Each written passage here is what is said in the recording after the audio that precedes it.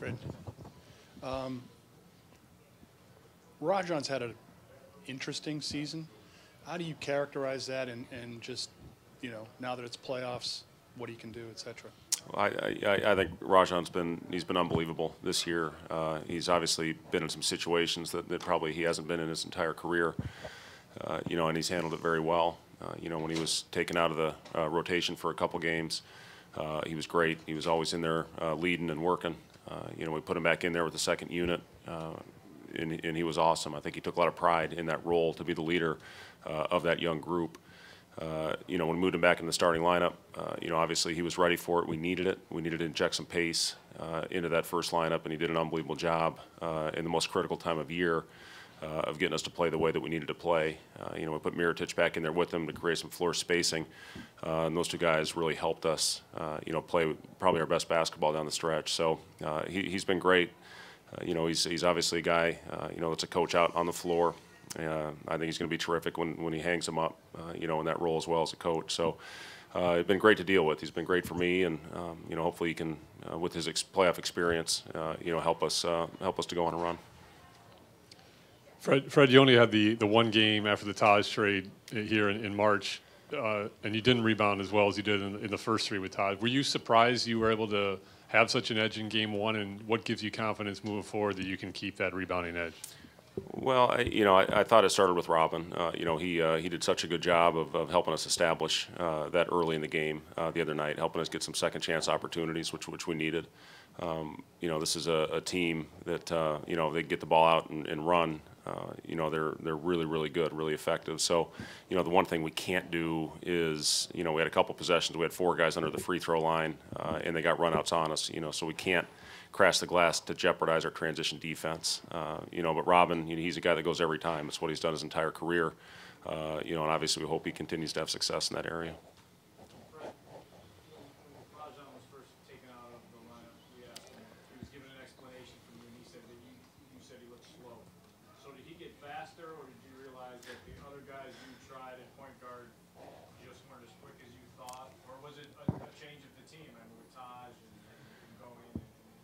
Well, I mean, yeah, I mean, we've obviously, you know, moved past what happened, you know, at that time. But you know, he's again, I think it lost 5 out of 6, or you know, had a very poor stretch. So we needed to inject the pace back into the lineup. And Rajon, when we got back in there, I thought was really good with that second group. And in that second group, you know, at the time was Doug, it was Nico, it was Denzel at times. You know, we had guys that were floor spacers. You know, he fit better with that group. In the second unit because of the floor spacing. You know, we had Taj and Robin, you know, it wasn't the same, you know, with the bigs that it is now. So, you know, it really was a better fit for him with that second unit. Now, obviously, that we got Nico in there as a floor spacer. Jimmy's been shooting the ball well, you know, getting Dwayne back. You know, they hadn't played a lot of games together, really, you know, since Dwayne had the injury and Rajon was inserted back into that starting lineup.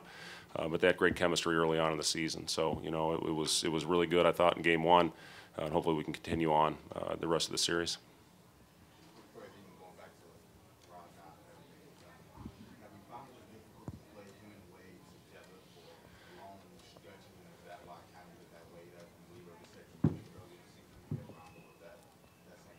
Well, you know, I wouldn't say that necessarily, Vince. Again, we had some really good moments early in the season, you know, with that group, and again, now that everybody's back together and everybody's healthy, we're hoping to have that, you know, as long as we're playing. So, you know, again, I thought those guys, when they were in there together the other night, I thought they played well. You know, and again, hopefully that continues.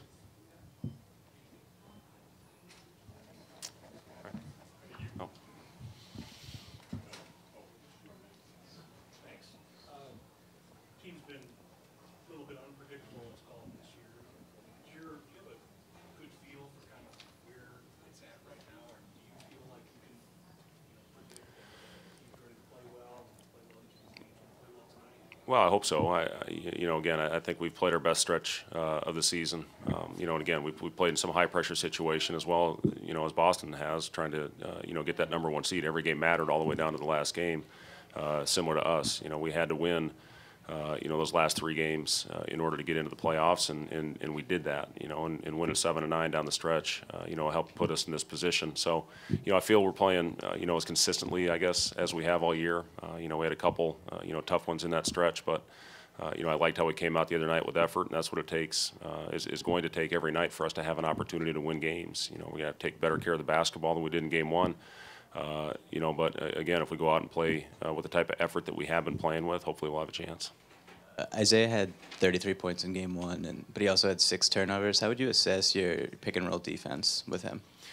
For the most part, I thought it was solid. Again, he got some of those points off of our turnovers. Hopefully we can limit some of those.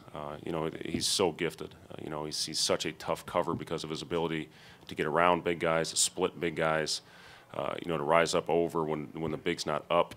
He just scores in so many different ways. He's as versatile scorer as there is in our game right now. And, you have to try, as well as he can to make it difficult, to make him take tough contested shots, understanding he's going to make some of those. You can't let it deflate you.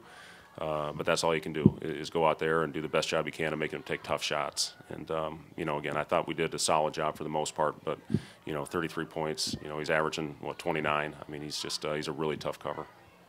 Side, the Celtics were following the ball handler on pick and pops with 2 guys, and you were able to free up Bobby, who really established that deep jumper early. I mean, how crucial to the series is that to really establish the pick and pop threat? Well, it's always important. If you can spread the floor with those guys, it's going to open up driving lanes. It's going to make the defense potentially change their coverage. If you can have a guy pop and knock down shots, you look at we've had some success with. With the spacing lineups, we're able to play the same now with both our first and second units because we do have 2 guys that can knock down shots at that 4 spot. So it's important. Obviously, if you can have guys out there knocking out shots, it makes it easier on everybody.